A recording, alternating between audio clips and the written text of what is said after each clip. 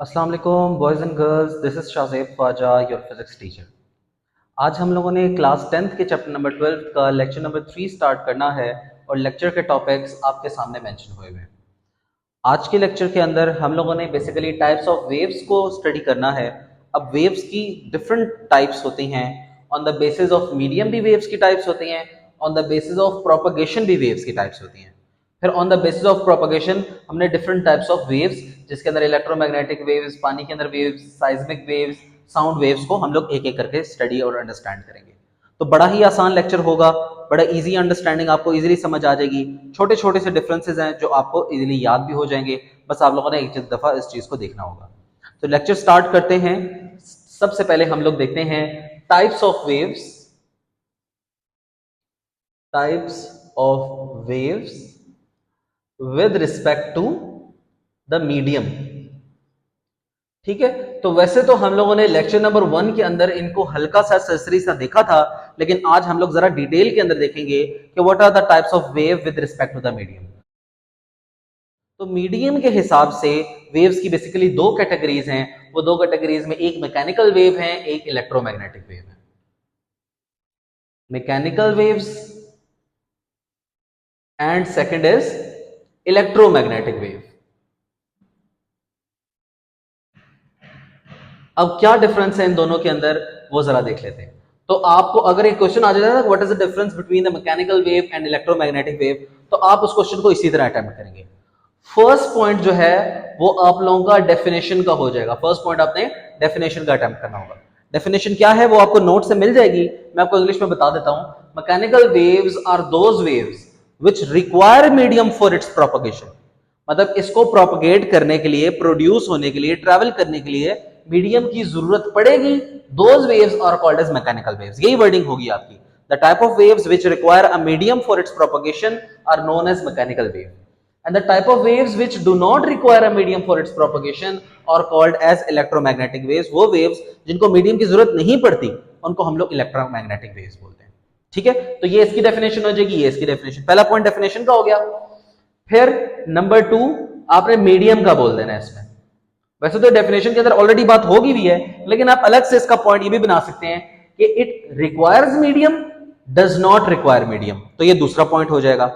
और third point आपने इसकी एग्जांपल की दे देनी। तो मैकेनिकल वेव की एग्जांपल में हमारे पास बेसिकली आ जाएगा साउंड, और इलेक्ट्रोमैग्नेटिक वेव की एग्जांपल में आ जाएगी हमारे पास लाइट। ठीक है, साउंड वेव मैकेनिकल वेव क्यों है? बिकॉज साउंड को ट्रेवल करने के लिए मीडियम की जरूरत पड़ती है, जो कि हम लोग पिछले लेक्चर्स में भी डिस्कस करते आए हैं। लेक्चर 1-2 के अंदर जिक्र हुआ, हम लोग जब बोलते हैं तो हमारे वोकल कॉर्ड्स वाइब्रेट करते हैं। वोकल कॉर्ड वाइब्रेट करता है तो हमारे आगे जो एयर मॉलिक्यूल्स हैं वो बेसिकली वाइब्रेट करते हैं। वाइब्रेट करते करते वो आगे की तरफ ट्रेवल करते हैं, फिर कानों के जो ईयर ड्रम्स है वो वाइब्रेट करते हैं और हमें आवाज आती है। तो बेसिकली साउंड रिक्वायर्स एयर, और air is a medium. That's why जो को मीडियम की जरूरत पड़ेगी उसको हम लोग मैकेनिकल वेव बोलेंगे। और लाइट को मीडियम की जरूरत नहीं पड़ती। जिस तरह सूरज और अर्थ के दरमियान कुछ भी मौजूद नहीं है, कोई मीडियम मौजूद नहीं है, बेसिकली वैक्यूम है, लेकिन फिर भी लाइट जो है वो ट्रेवल करती है। Why? Because light is a electromagnetic wave. उसको किसी भी मीडियम की जरूरत ना पड़े, that is called as electromagnetic. ठीक है, तो ये बेसिक सा डिफरेंस है। What is the difference between mechanical wave and electromagnetic wave. I hope आपको समझ आ रहा होगा। नेक्स्ट टॉपिक की तरफ हम लोग बढ़ते हैं। नेक्स्ट टॉपिक हमारा क्या है? These are the types of wave with respect to its propagation। तो प्रोपगेशन के हिसाब से वेव्स की दो कैटेगरीज हैं। वो कैटेगरीज क्या हैं? Transverse waves, EER,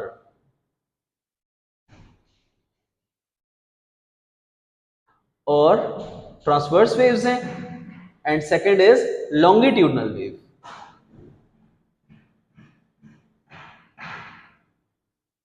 longitudinal wave, ये दो बेसिकली कैटेगरीज हैं वेव्स की with respect to the propagation.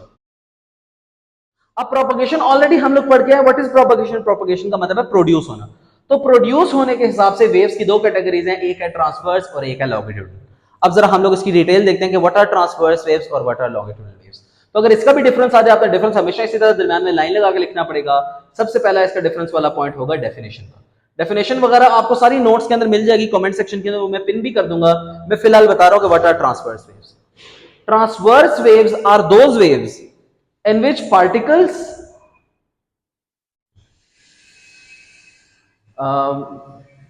Move in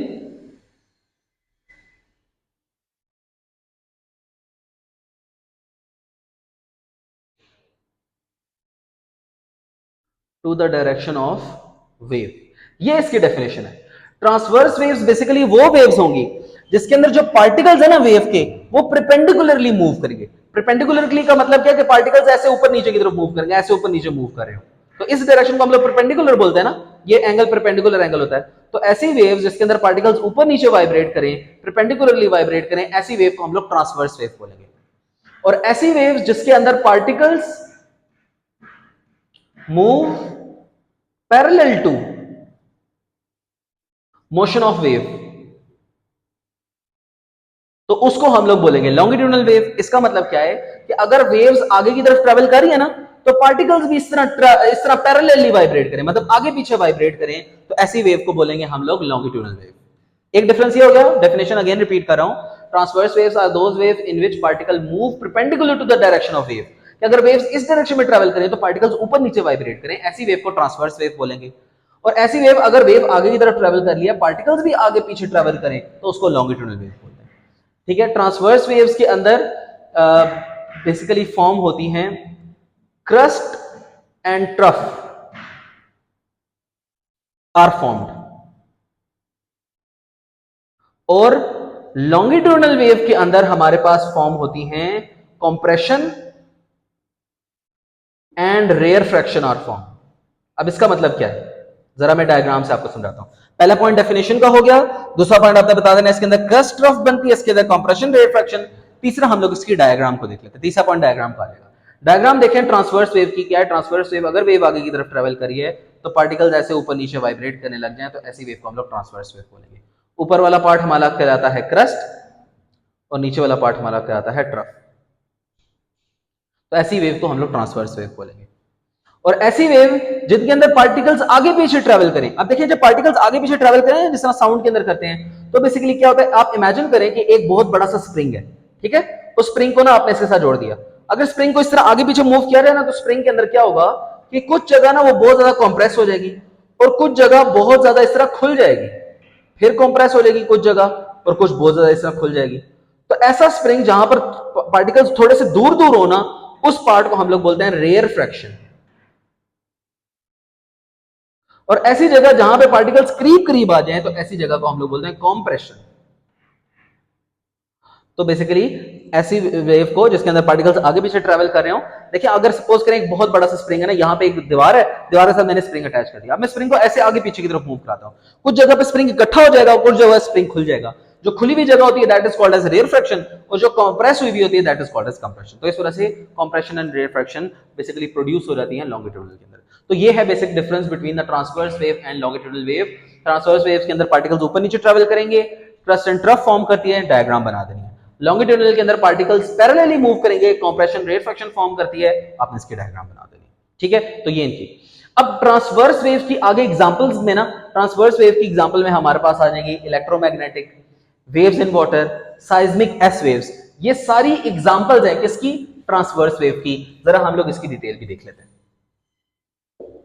एक एक करके देखेंगे ताकि बड़ा इजीली समझ आ जाए। ठीक है, वैसे एग्जांपल्स ही हैं ये ट्रांसवर्स वेव की, लेकिन मैं जरा एक एक करके इसकी डिटेल भी बता देता हूं आपको। सबसे पहले हम लोग बात करते हैं, नंबर 1 है हमारे पास इलेक्ट्रोमैग्नेटिक रेडिएशन। ये बेसिकली जो लाइट ट्रेवल करके आ रही होती है ना, सूरज से जो लाइट आती है अर्थ की तरफ, वो जो सूरज से लाइट अर्थ की तरफ आ रही है वो इलेक्ट्रोमैग्नेटिक रेडिएशन कहलाती है। Light is electromagnetic radiation. और लाइट जो है या इलेक्ट्रोमैग्नेटिक रेडिएशन वो भी ट्रांसवर्स है। क्यों, ये हम लोगों ने पिछले लेक्चर्स में जिक्र किया। इलेक्ट्रोमैग्नेटिक से मुराद इलेक्ट्रिसिटी एंड मैग्नेटिज्म है। इसके अंदर वेव्स इस तरह फॉर्म करती हैं। देखें, अगर इलेक्ट्रिसिटी ऐसे जनरेट हो रही है ना, तो इसके अंदर जो मैकेनिकल वो जो मैग्नेटिक वेव्स है वो इस तरह दरमियान में जनरेट होने लग जाती है। तो ऐसी वेव जिसके अंदर इलेक्ट्रिसिटी की अलग वेव हो, मैग्नेटिज्म की अलग वेव हो, तो ऐसी वेव को हम लोग इलेक्ट्रोमैग्नेटिक वेव बोलते हैं। तो इसमें भी देखिए ना, पार्टिकल्स कैसे ऊपर नीचे ट्रेवल करें, क्रस्ट एंड ट्रफ फॉर्म हो रही है, that's why it is an example of transverse wave. ठीक है, अगर आपसे कोई पूछ ले इलेक्ट्रोमैग्नेटिक क्यों है ट्रांसवर्स, तो आपने कहना बिकॉज इसके अंदर क्रस्ट एंड ट्रफ फॉर्म हो रहा है, सिंपल एज दैट। नेक्स्ट आ जाए waves in water. Waves in water. पानी के अंदर भी जो वेव्स बनती है ना, तो वो भी ट्रांसवर्स वेव होती है। पानी के अंदर आपने वेव्स वाइब्रेट होते देखिए ना। सपोज करें कि एक पानी का तालाब है, उसके अंदर आप एक पत्थर मारें, डिस्टर्बेंस क्रिएट करें, तो क्या होगा कि पानी जो है ना ऊपर नीचे की तरफ वाइब्रेट करने लग जाएगा, पार्टिकल जैसे ऊपर नीचे वाइब्रेट करें। इसके अंदर भी क्रस्ट एंड ट्रफ फॉर्म हो रही है, that's why they are transverse wave. और number third is seismic S wave. बहुत ज्यादा डिटेल में जाने की जरूरत नहीं है, बस आपको कॉन्सेप्ट पता होने चाहिए कि क्यों बेसिकली बताया जा रहा है। Seismic S wave, seismic wave होती क्या है? देखिए जब जलजला आता है ना, तो जलजला आने में ना अर्थ वाइब्रेट करती है। अब अर्थ दो तरह से वाइब्रेट करती है, अर्थ एक ऊपर नीचे भी वाइब्रेट करती है और एक अर्थ आगे पीछे भी वाइब्रेट करती है। तो साइज्मिक एस वेव, जिसकी फुल फॉर्म है साइज्मिक सेकेंडरी वेव, ऐसी अर्थ की अर्थक्वेक है जिसके अंदर जो अर्थ के लेयर है ना वो ऐसे ऊपर नीचे की तरफ वाइब्रेट कर रहे हो। तो अर्थ जो है जब ऊपर नीचे की तरफ वाइब्रेट करेगी तो अगेन इसके अंदर क्रस्ट एंड ट्रफ फॉर्म करेगी, तो ये ट्रांसवर्स वेव की एग्जांपल्स में आ जाएगी। ठीक है, seismic S wave seismic secondary wave है। अर्थक्वेक के अंदर अर्थ दो तरह से वाइब्रेट करती है, ऊपर नीचे भी, लेफ्ट एंड राइट भी। ऊपर नीचे की तरफ जो वाइब्रेट कर रही थी उसको हम लोग साइज्मिक एस वेव बोलते हैं। क्योंकि इसके अंदर क्रस्ट एंड ट्रफ है तो हम लोग बोल देंगे it is an example of transverse wave. Next आ जाए, नेक्स्ट है हमारे पास साउंड वेव्स। ये बेसिकली एग्जांपल है, sound wave is an example of longitudinal wave. Sound wave के अंदर मैंने आपको क्या बताया था, साउंड किस तरह प्रोपेगेट करता है? जब हम लोग बोलते हैं हमारे वोकल कॉर्ड ऐसे वाइब्रेट करता है। वोकल कॉर्ड जब वाइब्रेट करता है ना, हमारे आगे ये बेसिकली एयर मॉलिक्यूल्स हैं, ऐसे सपोज करें ये एयर मॉलिक्यूल है। आपने जब बोला ना वोकल कॉर्ड से, तो इस तरह साउंड प्रोड्यूस हुआ। अब साउंड जो है ना धक्का लगाता है इन पार्टिकल्स के ऊपर। सपोज करें ये सारे एयर के पार्टिकल्स हैं, जब पार्टिकल्स के ऊपर धक्का लगेगा ना, क्या होगा, ये पार्टिकल्स एक दूसरे के बहुत ज्यादा करीब करीब आ जाएंगे, ऐसे पार्टिकल्स करीब आ जाते हैं। और जब आप बोलना बंद होते हैं, जिस तरह अभी मैं बोलना बंद हो रहा हूं, तो जब नहीं ना बोल रहा तो क्या होगा कि पार्टिकल्स फिर खुल जाएंगे, ऐसे दूर दूर हो जाएंगे। तो ऐसी वेव जिसके अंदर पार्टिकल्स करीब हों, इसको हम लोग कंप्रेशन बोलते हैं। और ऐसे जहां पे दूर दूर हो उसको हम लोग रेयर फ्रैक्शन बोलते हैं। तो कंप्रेशन एंड रेयर फ्रैक्शन जहां पर हो तो वो लॉन्गिट्यूडनल वेव कहलाती है ना। तो अगर आपसे पूछे कि साउंड वेव क्यों है लॉन्गिट्यूडनल वेव, क्योंकि साउंड वेव में compression and rarefaction produce हो रही है एयर के अंदर, that's why sound is an example of longitudinal wave. Next में हमारे पास साइज्मिक पी वेव। अब साइज्मिक पी वेव के अंदर क्या होता है कि अर्थ जो है ना ऐसे आगे पीछे वाइब्रेट है, बैक एंड फोर्थ वाइब्रेट करेगी। जब बैक एंड फोर्थ वाइब्रेट करेगी, again compression rate fraction produce होगी। तो साइज्मिक पी वेव भी एग्जांपल है किसकी, लॉन्गिट्यूडनल वेव की। तो ये था आज का लेक्चर। आज के लेक्चर के अंदर हम लोगों ने टाइप्स ऑफ वेव्स को डिस्कस किया है। मीडियम के हिसाब से वेव्स की दो कैटेगरीज हैं, mechanical waves and electromagnetic. Mechanical waves वो वेव्स होती हैं जिनको मीडियम की जरूरत पड़ती है, जिस तरह साउंड को पड़ती है। इलेक्ट्रोमैग्नेटिक वेव्स जिनको कोई साउंड, जिनको किसी मीडियम की जरूरत ना पड़े, जिस तरह लाइट को मीडियम की जरूरत नहीं पड़ती। फिर हम लोगों ने पढ़ा कि types of waves on the basis of propagation. Production के हिसाब से वेव की दो टाइप्स हैं, transverse waves and longitudinal waves. Transverse waves basically वो वेव्स होंगे जिनके अंदर पार्टिकल्स ऊपर नीचे वाइब्रेट करें। लॉन्गिट्यूडनल वेव्स बेसिकली वो वेव्स होंगे जिनके पार्टिकल्स आगे पीछे पैरेलली वाइब्रेट करें, वो लॉन्गिट्यूडनल वेव्स होंगे। एग्जांपल आप दे देनी है, टाइप्स बता देनी है। ट्रांसवर्स के अंदर क्रस्ट एंड ट्रफ फॉर्म होती हैं और लॉन्गिट्यूडनल के अंदर compression and rarefaction produce होती है। बाकी आप डायग्राम बना दें, इंशाल्लाह फुल मार्क्स आपके होंगे। आई होप लेक्चर आपको समझ आया होगा। कोई क्वेश्चन हो तो आप लोग कमेंट सेक्शन के अंदर पूछ भी सकते हैं।